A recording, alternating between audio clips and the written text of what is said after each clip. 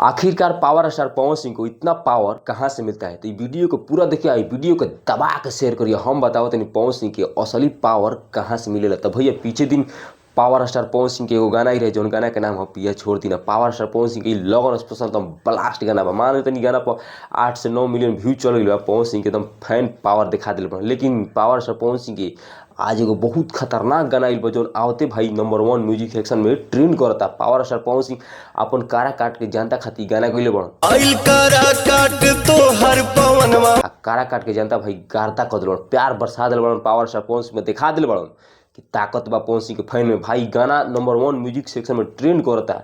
पीछे दिन पवन सिंह के जो गाना इला पिया छोड़ दी ना, खाली 9 मिलियन व्यू गई, लेकिन म्यूजिक सेक्शन में ना कोनो में ट्रेंड नहीं करत।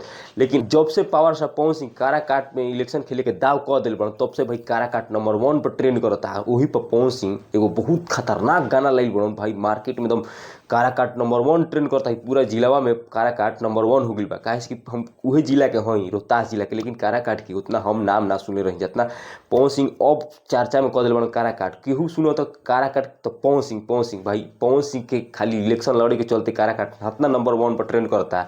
तो सोच लो लोग पावर स्टार पवन सिंह वजह से जीत जाई हन तो गारता हो जाई। सुनो ये बड़की माई जो गाना बा भाई बवाल भाई। गाना के लिखले बड़े दीपक सिंह, एक म्यूजिक डायरेक्टर बड़े प्रियांशु सिंह, एक फीमेल गायक बड़ी शिवानी सिंह। भाई पावर स्टार पवन सिंह के सपोर्ट में सब कोई एकजुट हो गई बा। पवन सिंह के अब केहू ना रोक सकेला। भाई कारा काट के जनता समझलो पावर स्टार पवन सिंह के नाम जुड़ल तो कारा काट के भाई हर जगह नाम लिया जाता। कारा काट। अब पवन सिंह भाई जीत जाइ तो सोचो पावर स्टार का कर सकेलन। भाई का चीज़ की कमी हो पवन सिंह के?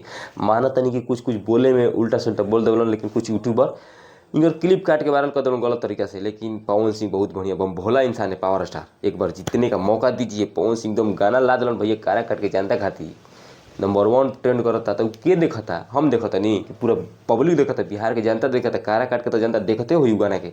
तो भैया पवन सिंह के प्यार दुलार बरसावे के बाद जैसे पीछे वाला गाना 9 मिलियन चल गया, ई गाना ट्रेंडिंग में आइल बा तो जनता को आर पार के बाटे।